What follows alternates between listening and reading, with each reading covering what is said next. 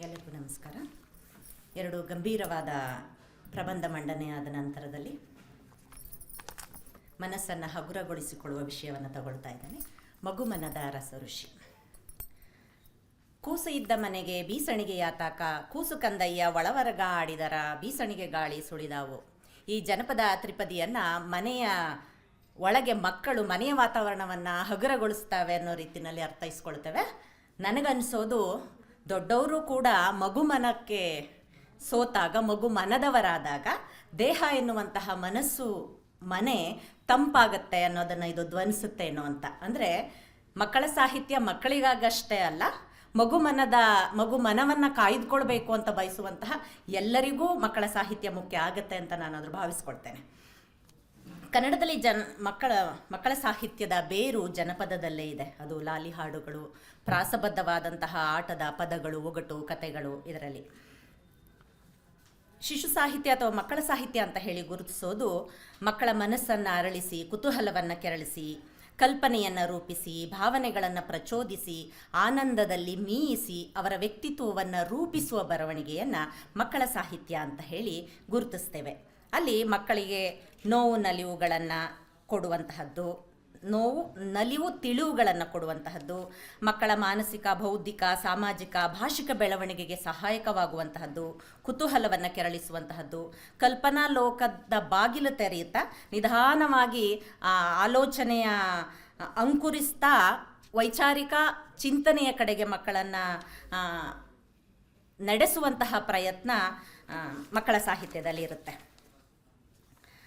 ರಾಷ್ಟ್ರಕವಿ, ಜ್ಞಾನಪೀಠಿ, ವಿಶ್ವಮಾನವ ಈ ಸಂದೇಶವನ್ನು ಸಾರಿದಂತಹ ರಸಋಷಿಯ ಮನದ ಮಗು ನಮಗೆ ಕಾಣಿಸೋದು ಅವರು ಬರೆದಂತಹ ಮಕ್ಕಳ ಸಾಹಿತ್ಯದ ಒಳಗೆ. ಕುವೆಂಪು ಬರೆದಂತಹ ಮಕ್ಕಳ ಸಾಹಿತ್ಯದಲ್ಲಿ ಬೊಮ್ಮನಹಳ್ಳಿಯ ಕಿಂದರಿ ಜೋಗಿ, ಅದು ಭಾವಾನುವಾದ, ಅಮಲನ ಕಥೆ ಕಥನ ಕವನ, ಹಾಳೂರು ನೀಲ್ಗವನ. ನನ್ನ ಪ್ರಬಂಧದಲ್ಲಿ ನಾನು ಆಯ್ಕೆ ಮಾಡಿಕೊಂಡಿರ್ತಕ್ಕಂಥದ್ದು ಶಿಶುಗೀತೆಗಳ ಸಂಕಲನವಾದ ನನ್ನ ಮನೆ, ಮೇಘಾಪುರ, ಮರಿವಿಜ್ಞಾನಿ. ಇವುಗಳಲ್ಲಿ ವಿಶೇಷವಾಗಿ ಪ್ರಕೃತಿ ಪ್ರೀತಿ, ತಾಯಿ ಮಗುವಿನ ವಾತ್ಸಲ್ಯ ಪ್ರಧಾನ ವಸ್ತುವಾಗುತ್ತೆ. ಅದರಲ್ಲೂ ಮಕ್ಕಳ ಮುಗ್ಧ ಪ್ರೀತಿ, ತಾಯಿಯ ಬಗೆಗಿನ ಪ್ರೇಮ, ಮಗುವಿನ ಮುಗ್ಧ ಸುಂದರ ಕಲ್ಪನೆಗಳು ಹಾಸುಹೊಕ್ಕಾಗಿವೆ. ಸಹಜವಾಗಿ ಸರಳವಾದ ಭಾಷೆ, ಲಯ, ಗೇಯತೆಯನ್ನು ಒಳಗೊಂಡಿದೆ. ನನ್ನ ಮನೆ 15 ಕವಿತೆಗಳನ್ನು ಒಳಗೊಂಡಿರೋದು. ಪ್ರಕೃತಿ ಪ್ರೀತಿ ಮತ್ತು ಮಾತೃಪ್ರೀತಿಗಳು ಮಡುಗಟ್ಟಿ ನಿಂತಿವೆ. ಕುವೆಂಪು ಅವರು ತಮ್ಮ ಮಕ್ಕಳ ಸಾಹಿತ್ಯಕ್ಕೆ ಕನ್ನಡ ಪ್ರೇಮದ ಬಾಗಿಲಿನಿಂದ ಸಹೃದಯರನ್ನು ಆಹ್ವಾನಿಸ್ತಾರೆ.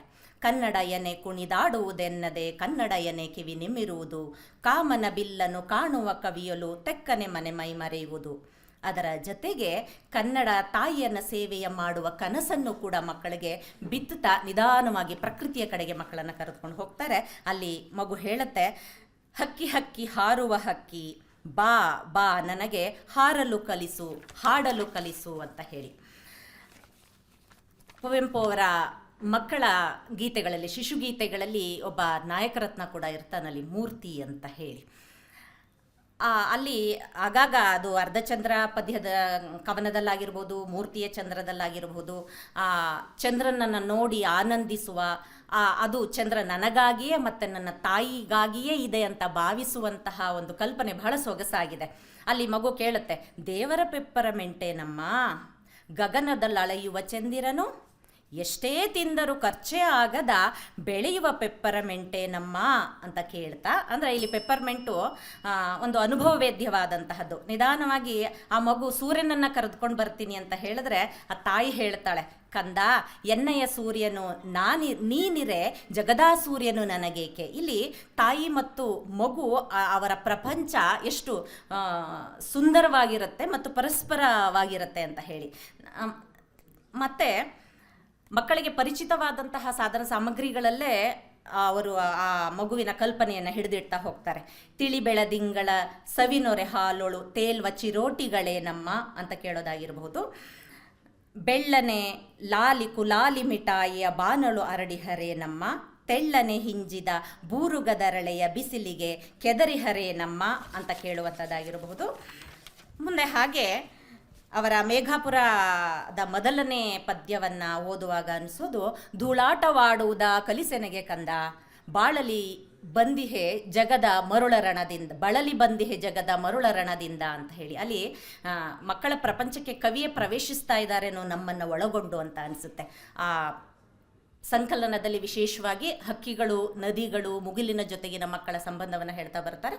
ಮತ್ತು ನಾವು ಅವರ ಮತ್ತೊಂದು ಕವನ ಸಂಕಲನ ಮರಿ ವಿಜ್ಞಾನಿಯ ಕಡೆ ಹೊರಳೋದಾದರೆ, ಮಕ್ಕಳು ಹೇಗೆ ಮಗುವಿನ ತಾಯಿ, ಮನೆ, ಆ ಪರಿಸರದಿಂದ ಅಂದರೆ ಭಾವನಾ ಪ್ರಪಂಚದಿಂದ ಹೇಗೆ ನಿಧಾನವಾಗಿ ವಿಚಾರ ಪ್ರಪಂಚದ ಕಡೆಗೆ, ಬೌದ್ಧಿಕ ಪ್ರಪಂಚದ ಕಡೆಗೆ ಮಗು ಹೊರಳ್ತಾ ಹೋಗುತ್ತಲ್ಲ, ಅದರಲ್ಲಿ ಕುತೂಹಲ ಹೆಚ್ಚಾಗ್ತಾ ಹೋಗುತ್ತಲ್ಲ, ಅದನ್ನು 3 ಸಂಕಲನಗಳಲ್ಲಿ ನಾವು ಗುರುತಿಸ್ತಾ ಹೋಗಬಹುದು. ಯಾಕಂದರೆ ಆ ಸಂಕಲನದಲ್ಲಿ ಒಂದು ಪದ್ಯ ಬರುತ್ತೆ, ತಿಂಡಿಯನ್ನು ಕೊಡು ತಾಯೇ ಹೇಳಿದ ಮಾಡುವೆನು ಅಂತ ಪ್ರಾರಂಭ ಆಗೋದು. ಅಲ್ಲಿ ಮಗು ಹೇಳುತ್ತೆ, ಮಳೆ ಬಿಲ್ಲುಗಳನ್ನೆಲ್ಲ ಹಿಡಿದೆಳೆದು ತಂದು ನೇಯುವನು ನಿನಗೊಂದು ಸೀರೆಯನ್ನು ಇಂದು. ಅಂದರೆ ವಿಚಾರ ಸರಣಿ ಹೇಗೆ ಮಕ್ಕಳಲ್ಲಿ ಬೆಳೀತಾ ಹೋಗುತ್ತೆ ಅನ್ನೋದನ್ನು ಗುರುತಿಸ್ತಾ ಹೋಗ್ತಾರೆ. ಒಟ್ಟಾರೆ ಕೃತಕ ಬುದ್ಧಿಮತ್ತೆಯ ಕಾಲಘಟ್ಟದಲ್ಲಿ ಮಕ್ಕಳು ತಮ್ಮ ಬುದ್ಧಿಯನ್ನು ಬಳಲಿಸಲಿಕ್ಕೆ ಬಿಡದೇ ಇರುವಂತಹ ಸಂದರ್ಭದಲ್ಲಿ ನಾವು ಕುವೆಂಪುವನ್ನು ನೆನಪು ಮಾಡಿಕೊಳ್ತಾ ಪುಸ್ತಕ ಪ್ರಪಂಚದ, ಪ್ರಕೃತಿ ಪ್ರಪಂಚದ ಕಡೆಗೆ ಮಕ್ಕಳನ್ನು ಸೆಳೆಯೋದರ ಒಳಿತನ್ನು ಕುವೆಂಪು ಹೇಳ್ತಾ ಇದ್ದಾರೆ ಅಂತ ಭಾವಿಸ್ತಾ ಇದ್ದೀನಿ. ಅವಕಾಶಕ್ಕಾಗಿ ಧನ್ಯವಾದಗಳು.